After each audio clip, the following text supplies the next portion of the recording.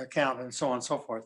I wanted to say before that with our economy here in Santa Clara Valley is a whole lot different from what you experienced in Jacksonville. We have a lot of startups going on here. We have a lot of high tech industries. We have a lot of people coming in. The startups, people work for stock options, and when the company goes public and the stock options are available, they turn the money into cash, and they spend a lot of money on homes. So we have seen the home appreciation here in Santa Clara Valley over the past probably 20 years up around 10%. And when I can buy into a reverse mortgage, which I pay 6.45% interest rate on, that's a good deal for me. I'm not hurting myself by using that kind of a technique. Absolutely. Especially if you use the funds that you generate from that reverse mortgage. And then, on the 2 properties that you bought that are financed, you're then taking out inexpensive debt. You're using the money that you've borrowed, and then you're leveraging that. So when the market goes up, let's say 4% a year, your real return from the appreciation is much higher than that, right? It might be 10, 15%. And I have to say that mortgage money right now is probably the lowest I've ever seen it in my lifetime. We paid for the first house we were in at 4.5%. For the second house, which we got locked into in July, the interest rate is 3.625, I believe, percent. And I still feel that tendency toward conservatism, so I'm paying down more quickly the first loan.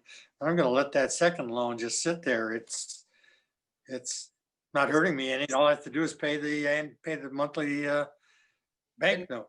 And so you have such an incredible story, Ken. I wanted to ask you a few more questions about the decisions that you made about buying and then how you bought. Because the general consensus is that as folks get closer and closer to retirement, they have less of an income source, right? Less income sources, right? They don't have their active income source. They may be out of a job and unhireable. Well, they might have such a good golf game that it doesn't even matter, right? But a lot of folks say, okay, well, I'm going to go into something like T-bills, or I'm going to go into something like an annuity or something like that.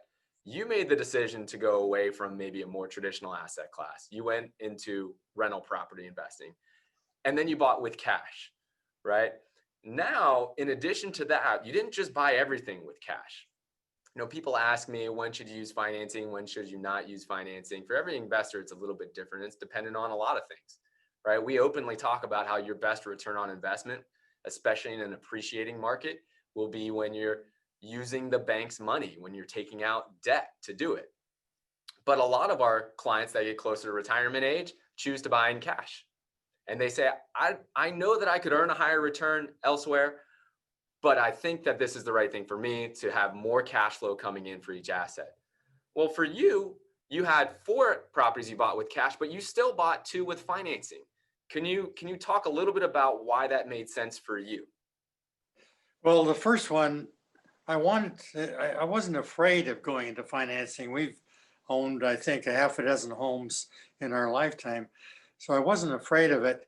And I wanted to just see what the parameters were of going in and getting a financed home.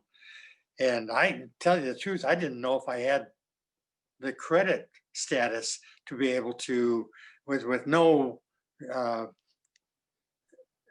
paycheck, no paycheck. What is the bank going to say about not having a paycheck when you want to apply for a home loan? And that was one of the things that I was concerned about. Well, all that I think came out. Our credit score came out quite high, and we've got our cars are paid off. Our credit cards are basically paid off.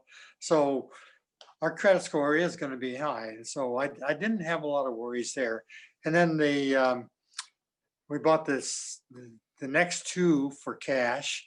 And then in July, we put money down on a sixth home, and we decided to finance that. And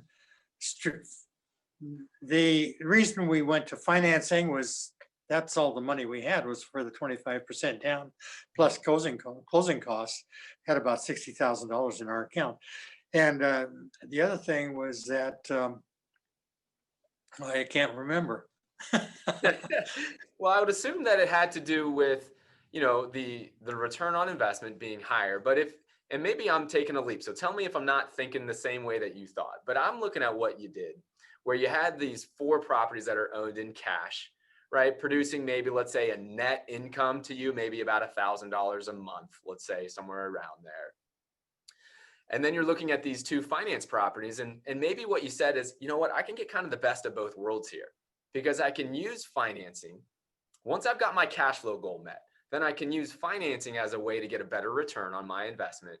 And then what you could also do is take that excess cash flow that you've earned from those 4 cash flowing or 4 properties that are owned in cash, that extra cash, and you can start to aggressively pay down one of those loans. So while you have 2 that are owned with financing that may have 30-year mortgages on those, you could probably attack one of those mortgages and maybe pay it off in 10 years, right? Or Yeah, maybe we're 5 on the years. same I don't know. we're on the same page there. In fact, I've been paying $1,000 a month where the requirement was only 850 or something like that. And I think in 2021, I'll bump that up to 1,200 a month, and that will pay down that loan in about 10 or 11 years. That's exactly, and that's such a cool nugget for everybody to learn too, because it's not either or. You don't have to buy everything in financing. You don't have to buy everything with cash. And it may work to where buying with cash is the right thing for you to do. Buying some with financing might also be the right thing for you to do. And you can do an accelerated debt pay down to where it's sort of a best of both worlds approach. So I thought that was really valuable for others to learn from. Well, there's something else in there, and that is when you finance a home, uh, you can write off a lot of stuff, as you have told on your program many times. You can write off your interest, you can write off your taxes, um, and but what you write off is deducted from your basis from an IRS standpoint. And you can probably explain that better than I can, but the basis is the value of the improvement on your property. Now, when I start out with a $160,000 home, and let's say the property is valued, the land is evaluated at 20,000, so the improvement is valued at 140,000, and that is depreciated at the rate set by the IRS, which they allow you 27.5 years to depreciate the house. But when after 10 years, let's say you take $5,000 depreciation every year, that's $50,000 off of your basis. Mm-hmm. So if I were to go and sell the house, I would have to pay a capital gains tax on the difference between the selling price and the basis that I have. So that presents a problem. But I'm also cognizant of the fact that I'm not going to live forever. And when I pass on and pass on my estate to my children, that basis all of a sudden jumps up to present value.